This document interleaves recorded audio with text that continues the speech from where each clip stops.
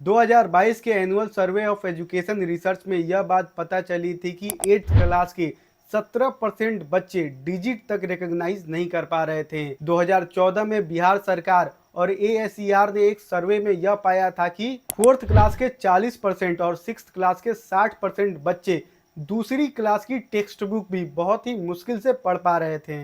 वैसे यह बात किसी से छिपी नहीं है कि बिहार का एजुकेशन सिस्टम इंडिया का वर्स्ट एजुकेशन सिस्टम में से एक है, जहां पर बच्चे पढ़ाई से ज़्यादा मिड डे मील खाने आते हैं, जहां शिक्षकों से अगर कोई सवाल पूछ दो तो उनकी सिट्टी पिट्टी गुल हो जाती है, जहां कभी 60% स्टूडेंट फेल हो जाते हैं तो कभी टॉपर को पॉलिटिकल साइंस और होम साइंस में अंतर तक नहीं समझ में आता। लेकिन फिर भी हम बिहार के लोग बड़े गर्व से कहते हैं कि सबसे ज्यादा IAS और IPS बिहार ही प्रोड्यूस करता है। दुनिया का सबसे ओल्डेस्ट यूनिवर्सिटी विक्रमशिला और नालंदा यूनिवर्सिटी बिहार में ही थे। चाणक्य और आर्यभट्ट जैसे विद्वान भी बिहार के ही थे। तो इतना गौरवशाली इतिहास होने के बाद आखिर ऐसा क्या हो गया कि बिहार के स्टूडेंट जो सरकारी स्कूल में पढ़ते हैं आज उनका फ्यूचर खतरे में है? तो इसका सबसे पहला रीजन है लैक ऑफ गुड टीचर, यानी अच्छे शिक्षकों की कमी। आपने ऐसे हजारों वीडियो देखे होंगे जहां पर बिहार के टीचर बेसिक क्वेश्चंस के भी जवाब नहीं दे पाते।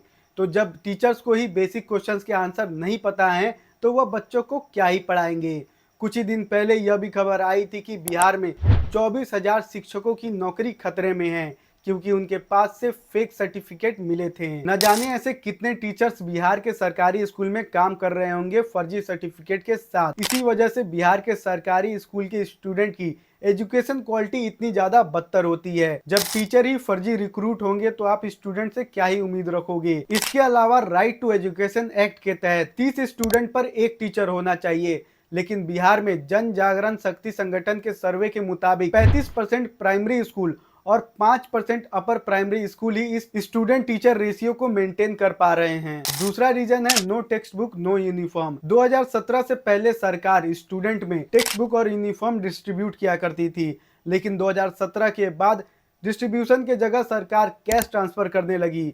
लेकिन ऐसे कई सारे स्कूल हैं जिन्होंने यह रिपोर्ट किया कि बच्चों को टेक्स्ट बुक और यूनिफॉर्म के लिए या तो पैसे मिले ही नहीं, या मिले भी तो उन पैसों का इस्तेमाल दूसरी चीजों के लिए कर लिया गया, जिसके वजह से बच्चों को किताबें सीनियर से खरीदना पड़ता है या फिर प्राइवेट ट्यूशन करना पड़ता है। तीसरा रीजन है lack of educational infrastructure. Madhubani के अपर ग्रेडेड मिडिल स्कूल के बच्चों को लोकल ईदगाह के कब्रिस्तान में क्लास लेना पड़ा था, क्योंकि उनके स्कूल में इनफ स्पेस नहीं था।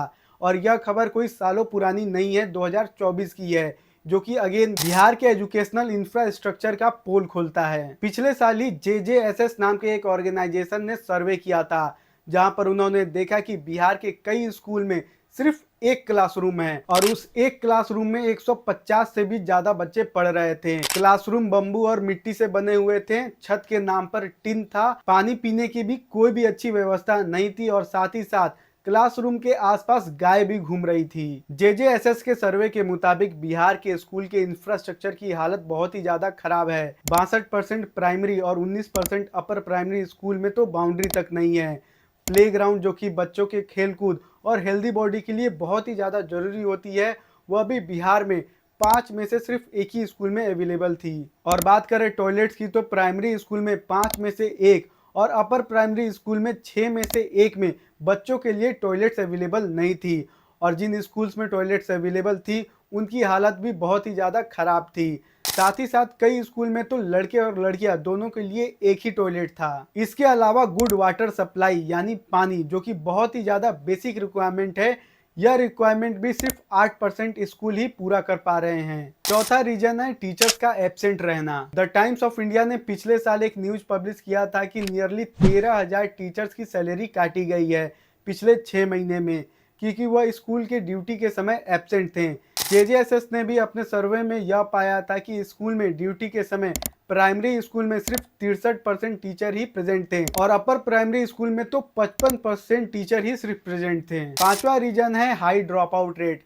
बिहार में सरकारी स्कूल के बच्चों के लिए एक बहुत ही अजीब सिस्टम है। दरअसल 10th तक बच्चे अपने सारे सब्जेक्ट हिंदी मीडियम में पढ़ते हैं, लेकिन 10th के बाद ना चाहते हुए भी उन्हें इंग्लिश मीडियम में स्विच करना पड़ता है, जिससे उन्हें पढ़ने में बहुत ही ज़्यादा कठिनाई होती है, जिसके वजह से 10th के बाद बहुत से बच्चे पढ़ाई नहीं करते। यही वजह है कि बिहार में ड्रॉप आउट रेट बहुत ही ज़्यादा है।